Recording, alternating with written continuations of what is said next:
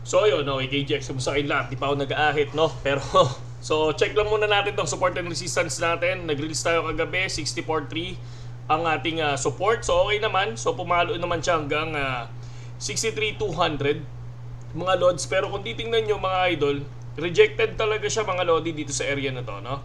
So, 64.300 rejected. And then baba na naman. And then sumusubok ngayon sa attempt, no? Pero ako tingin ko kasi dahil weekend ngayon, so bihira kasi yung weekend pump mga lodi, no? Pero syempre nung isang linggo nagkaroon ng weekend pump. Pero bihira kasi nangyayari minsan yung ganun. Karaniwan dyan minsan kapag nag-weekend pump, talagang mga whales natin ang tumitira niyan. Kung mapapansin naman natin, yung mga guhit natin ngayon, ito, pakita ko sa inyo. Saktong-sakto. Reject, reject, tapos sabay biglang bumagsak. And then dito naman ngayon sa area na to, reject, reject na naman. So, ano yung presyo niyan mga lodi? Si 64,300 tsaka si 65,100 mga lodi, no? Ang binibreak natin muna yan, dalawang yan, okay? So, bago tayo tumawid dito sa taas, no? Dito sa area na to, na si 66,570 mga lodi, no? So, yan muna mga idol. Kasi once na lumipad yan dyan, hanggang dito pa lang yung inaabot natin sa area na to. So, eto yan mga lodi, ha? So, ayan. So, ayan yung mismong guhit natin na bumaba yung value ni BTC. So, ako, ang prediction ko talaga dyan, syempre, una, si 56,600. And then, eto, hindi ko to expect, si 54,386. Pero, gumuhit tayo dyan. Pero, tulad nga ng sinabi ko sa inyo, hindi ko expect na biglang papasok yan dyan. Kasi ako, ang nakikita ko kasi is 23% lang ang ibababa. Kaya lang biglang nag 25%, di ba? So first time 'yon ng halving, no? Now after halving, ang pinakamalaking binagsak lang ni BTC is nasa 23, no? 23% or 22,900 22%, 22.9%. Pero ngayon biglang nag 25 mga lodi, no? So I think yan na yung yan na yung pinaka low, no, for me sa ngayon. No, tingnan natin kasi ang dami naman natin ginuhita diyan sa area na yan. And then meron ako isang nakita mga lodi, no. Etong area na to. So sabi nila Bitcoin repeat, no. Yung history repeat mga lodi dahil in 2020 eto daw yung area na yan na kung saan eto siya. Okay?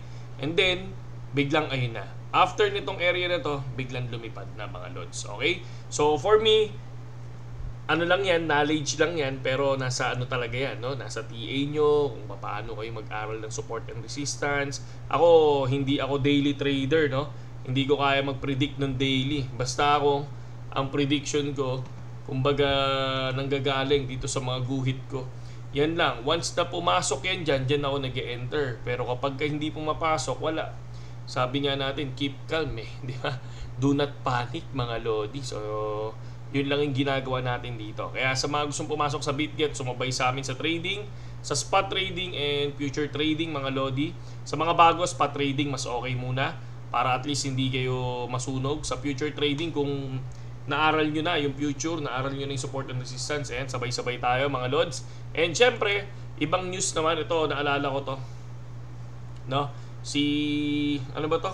Da Vinci. So, noong 2013, nag-post siya ng Bitcoin talaga. Ito yon, idol nga to ni MM Crypto mga lods eh.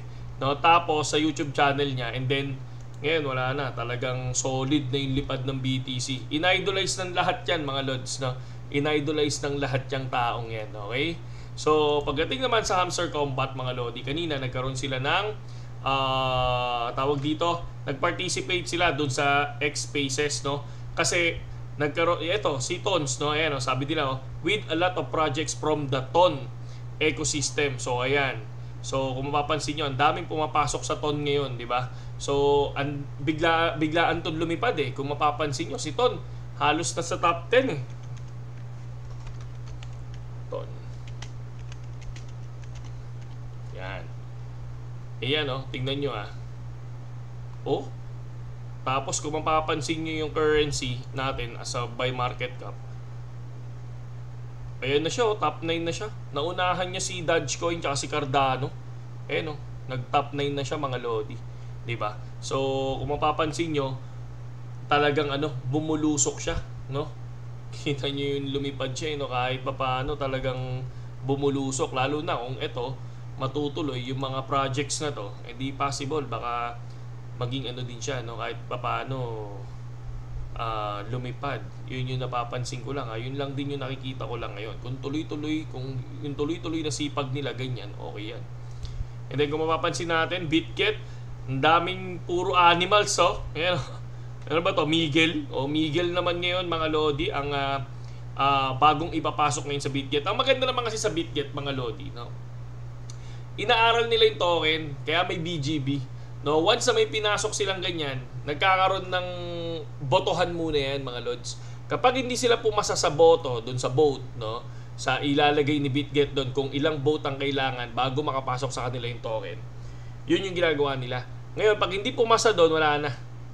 Hindi matatanggap yan. Pero kapag pumasa naman doon sa boto ng mga may hold na BGB, ayan, papasok sila dyan, mga Lodi. And then ito yung kanina sa Bitcoin, no. So yun lang naman yung ating nakikitang news ngayon, mga Lodi.